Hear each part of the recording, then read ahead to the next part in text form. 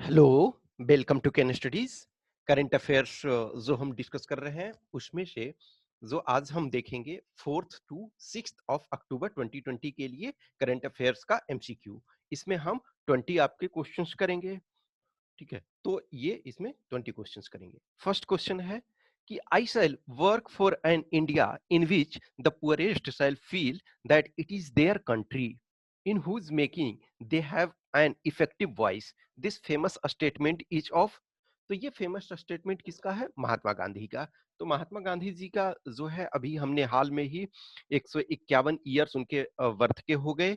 तो हमने उस ड्यूरेशन में जो भी द हिंदू में आपका एक ये कोट दिया हुआ था।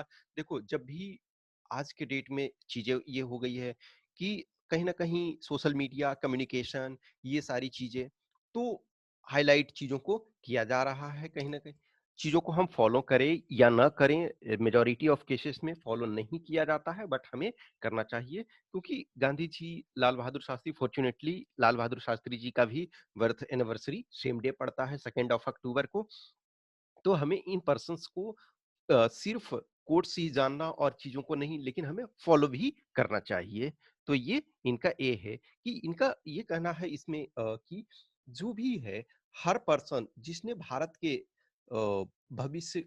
भविष्य को बनाने में या भारत का जो वर्तमान है उसके निर्माण में जो योगदान दिया है, तो उस पुअरेस्ट ऑफ पुअर का भी हमें ख्याल रखना चाहिए। तो इसका ए है। नेक्स्ट है, according to National Crime Record Bureau which state registered highest crime against women. तो ये हाईएस्ट क्राइम अगेंस्ट वुमेन जो रिकॉर्ड किया स्टेट का, वो है उत्तर प्रदेश। देखो, उत्तर प्रदेश का ये जो है आपका पॉपुलेशन भी सबसे अधिक है, 20+ करोड़। जो 20 करोड़ के अप्रॉक्स आपका 2011 सेंसस के अनुसार ही था। 2021 सेंसस के अनुसार ये मान के चलो कि 23 करोड़ के आसपास करीब हो जाएगा। तो इतनी बड़ी पॉपुलेशन जो है वो उस चीज को कहीं ना कहीं अभी रेगुलर रूप से, देखो हाथरस कांड जो है वो बहुत चर्चा में है। उसके अलावे रेगुलर कुछ न कुछ और घटनाएं होती रह रही है। तो ये जो नेशनल क्राइम रिकॉर्ड ब्यूरो के अनुसार जो है उत्तर प्रदेश ये जो है आपका सबसे अधिक क्राइम अगेंस्ट वुमेन रजिस्टर किया। और ये जो चीजें हैं, ये नेशनल क्राइम रिकॉर्ड ब्यूरो जो एनसीआरबी डेटा है उसका शॉर्ट में आप चीजों को, उसके इंपॉर्टेंट पॉइंट्स को देख लो, क्योंकि ये पेपर 2 जो आपका रिटन पार्ट है उसमें भी काफी मदद करेगा। तो इसका आंसर सी हो जाएगा। नेक्स्ट है, व्हाट वाज कामराज प्लान। ये देखो, ऑब्वियसली ये आप देखोगे मॉडर्न इंडियन हिस्ट्री, यानी modern Indian history in the sense की प्री पोस्ट इंडिपेंडेंस इंडिया का ये है। तो कामराज जो प्लान था, अभी ये एडिटोरियल में द हिंदू में एडिटोरियल एक था, तो उसमें इनका जिक्र किया हुआ था कि कामराज जो थे, कुमारास्वामी कामराज। तो कुमारास्वामी कामराज जो थे 1960s के ड्यूरेशन में जो वो थे कांग्रेस के प्रेसिडेंट हुआ करते थे। तो उन्होंने क्या किया कि जो मंत्री हैं, जो भी सेंट्रल गवर्नमेंट में मिनिस्टर हैं या डिफरेंट चीफ मिनिस्टर हैं, तो वो अपने मिनिस्ट्रियल पोस्ट को छोड़ करके ऑर्गेनाइजेशन के लिए वर्क करे। और उसमें लाल बहादुर शास्त्री जी का जो नाम था सबसे पहले में से वन ऑफ द फर्स्ट थे जिन्होंने अपने मंत्री पद से त्याग दे करके ऑर्गेनाइजेशन में वर्क करने के लिए आगे आए। तो लाल बहादुर शास्त्री जी से संबंधित था कि शास्त्री जी कहीं ना कहीं, नो डाउट, वो 1.5 ईयर के लिए ही इंडिया के प्राइम मिनिस्टर रहे। तो बहुत लंबे छाप नहीं छोड़ पाए। इनफैक्ट कुछ चीजों में उनका अहम योगदान जाता है, जैसे इंडिया पाकिस्तान जो 1965 वॉर हुआ उसमें उन्होंने अहम भूमिका अदा की। और जो चीजें जो एक्सपेक्ट नहीं किया जाता था उस चीज को उन्होंने किया कि वो उस स्ट्रेचर के बंदे उन्हें लोग नहीं मानते थे, लेकिन उन्होंने सेना को ये बोला कि ऐसा है, आप इंटरनेशनल बॉर्डर क्रॉस कीजिए, वॉर है तो वॉर है, इट मीन्स। तो इसमें वही था कि minister would resign and work for organisation. तो ये C. Next, Madhuca diplostemon recently seen in the news is a variety of. तो ये ट्री है, इसको ये माना गया था कि एक्सटिंक्ट हो गया है, लेकिन अभी हाल में ही इसका पता लगा है। तो ये जो ऐसी चीजें होती है उसके बारे में आपको जानना चाहिए। तो ये ट्री हो जाएगा।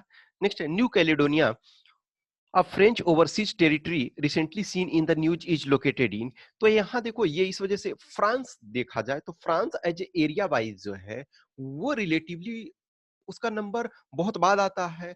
लेकिन यदि देखोगे इनके ओवरसीज टेरिटरी बहुत जगह है, डिफरेंट डिफरेंट जगह कब्जा किए हुए थे। इनफैक्ट देखोगे, यदि मेनलैंड इंडिया में सॉरी मेनलैंड कंट्री में सबसे अधिक टाइम जोन किसके पास है? रसिया का, क्योंकि रसिया के पास सबसे बड़ी एरिया है। इनफैक्ट यूनाइटेड यूएसएसआर जो था, यूएसएसआर के ब्रेकअप होने के बाद भी आज रसिया जो है वो उसके पास सबसे बड़ा एरिया है। तो उसके पास सबसे अधिक टाइम जोन है, क्योंकि ईस्ट से वेस्ट उसका एक्सटेंट बहुत अधिक है। लेकिन यदि टोटल देखा जाए तो फ्रांस के पास सबसे अधिक टाइम जोन है। क्यों? क्योंकि इसके जो ओवरसीज टेरिटरी है जहां तहां बहुत एरिया में फैले हुए हैं।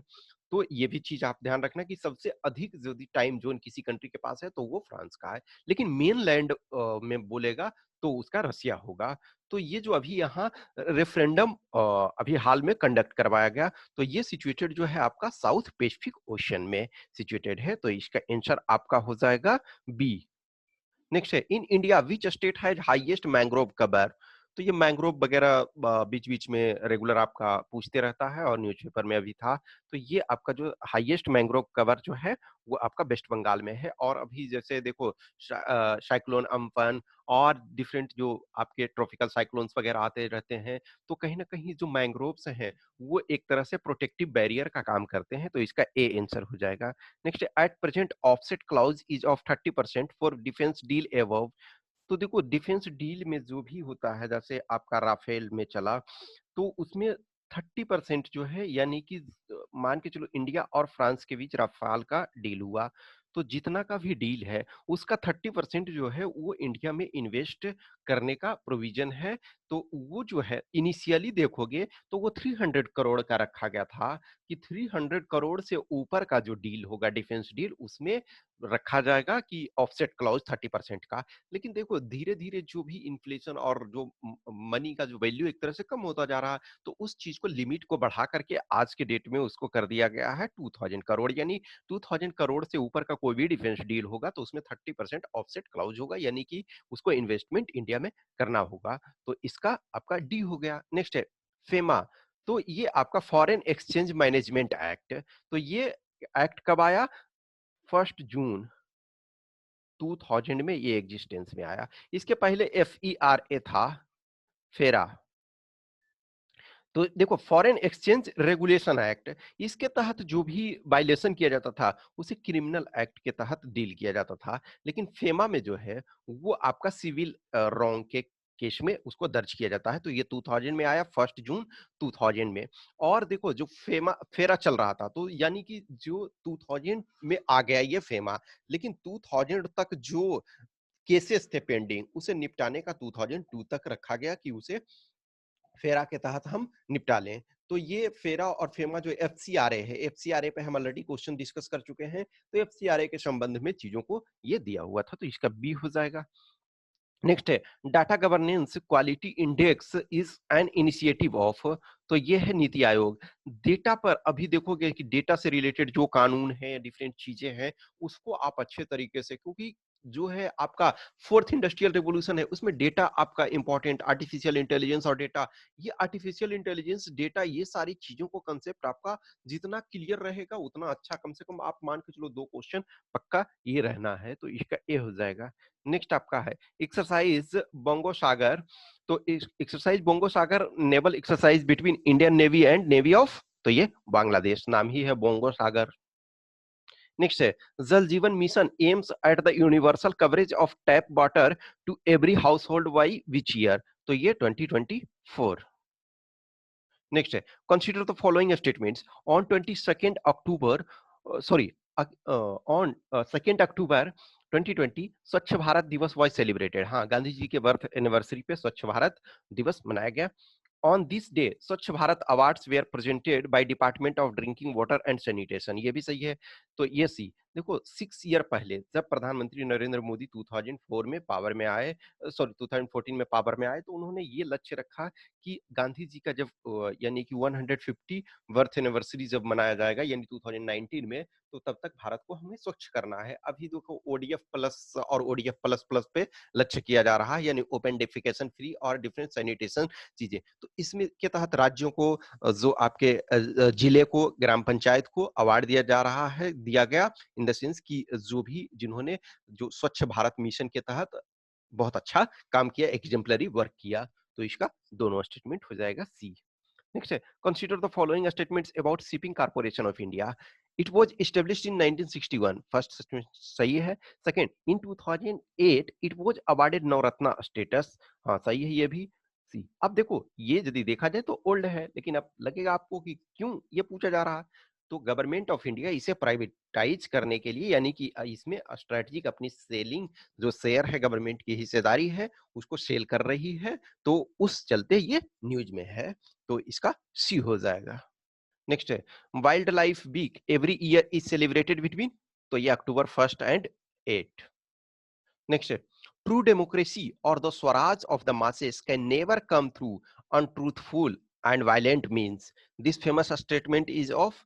तो ये लाल बहादुर शास्त्री जी का है, क्योंकि ऑलरेडी बताया कि, और आप लोग को पता है कि 2 अक्टूबर को ही लाल बहादुर शास्त्री जी का भी बर्थ एनिवर्सरी पड़ता है. तो इसका बी हो जाएगा.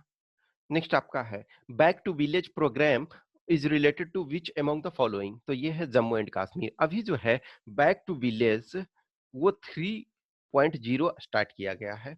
अभी देखो ये चर्चा में था कि कहीं ना कहीं जम्मू एंड कश्मीर जो है, तो आपने उसे यूनियन टेरिटरी बना दिया, यूनियन टेरिटरी ऑफ लद्दाख और union territory of Jammu and Kashmir. तो अब उसके एग्रीगेट डेवलपमेंट आपको करने की जरूरत है. इसी वजह से देखोगे कि एक पॉलिटिकल पर्सन जो है मनोज सिन्हा जी को वहां का जम्मू एंड कश्मीर का लेफ्टिनेंट गवर्नर बनाया गया है, ताकि जो नॉर्मलाइजेशन प्रोसेस है, जो चीजें वहां स्थिति नॉर्मल में आए जितनी जल्दी से जल्दी आ सके.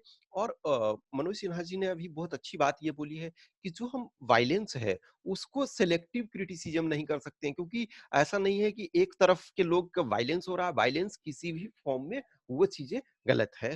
तो ये इस वजह से भी ये चीजें न्यूज में था. तो ये अभी बैक टू विलेज 3.0 अभी स्टार्ट किया गया. तो इसका ए है. नेक्स्ट है फौजिया कुफी. तो Fauzia Koofi recently seen in the news is a. तो ये जो है वो क्या है. तो देखो ये first women deputy speaker of parliament of Afghanistan. ये चर्चा में इस वजह से अभी है कि इन्हें नोबेल पीस प्राइज के लिए शायद ये इन्हें मिल सकता है, क्योंकि नोबेल का जो प्राइज होता है वो अक्टूबर में ही डिक्लेयर होता है. तो अब हो सकता है कि इस बार चांसेस इनके ये प्रबल दावेदार हैं कि deputy speaker of parliament Afghanistan के रह चुके हैं. और पीस प्रोसेस जो अभी अफगानिस्तान पीस प्रोसेस चल रहा था, अभी कंटिन्यू वो एक तरह से वो प्रोसेस में है, उसमें इन्होंने अहम भूमिका अदा की. और देखो अफगानिस्तान जैसे कंट्री में यदि कोई महिला उस लेवल की भूमिका अदा कर रही है, तो ये अपने आप में एक बहुत बड़ा ग्रेट अचीवमेंट है. तो इसका शी हो जाएगा. नेक्स्ट आपका है कैपिटल ऑफ बेलारूस. तो बेलारूस का कैपिटल कहाँ है. तो ये आपका Minsk. Next consider the following statements. China has more than 26 billion investment in Bangladesh. First statement सही है. और उसने और बहुत सारे इन्वेस्टमेंट करने का, एक तरह से इंडिया को घेरने का जो है उसको प्लान के तहत ये कोशिश किया जा रहा है. China offered 0% tariff to 97% of export from Bangladesh. ये भी स्टेटमेंट सही है. तो इसका सी है. नेक्स्ट आपका last question. Consider the following statements. It is countries largest inland saline lake. First statement आपका ये है. Second statement thousands of migratory birds died here due to avian botulism. अब ये देखो मान के चलो कि ये आपको ध्यान नहीं है, तो इससे आप ये समझ सकते हो कि ये जो एवियन बोटुलिज्म थे के कारण, एवियन बोटुलिज्म के कारण माइग्रेटरी बर्ड्स करीब 20,000 के आसपास उनका डेथ हो गया. तो वो कहाँ है. सांबर लेक. सांबर लेक राजस्थान में. एक और चीजें ये ध्यान रखोगे, जो ये आपका एवियन बोटुलिज्म के कारण जो माइग्रेटरी बर्ड्स का डेथ हुआ, उसमें उन्हीं माइग्रेटरी बर्ड्स का डेथ हुआ है मैक्सिमम, जो क्या है कि वो जो इंसेक्ट्स खाते हैं, इंसेक्ट्स पे जीवित रहते हैं. यानी कि जो एक तरह से क्या कर सकते हो कि जो आपके घास फूस और ये वेज वाले चीजें हैं, तो उनको खाने पे वाले वो उनका डेथ नहीं हुआ है. जो यानी कि कीड़े मकोड़े और ये चीजों को खाते हैं, उन्हीं का डेथ हुआ. तो इसका बी होगा. ये 20 क्वेश्चंस के आंसर की यहाँ दिए हुए हैं. और इस वीडियो का पीडीएफ जो है वो आपको टेलीग्राम ग्रुप में, केन स्टडीज के टेलीग्राम ग्रुप में मिल जाएगा. Okay, thank you.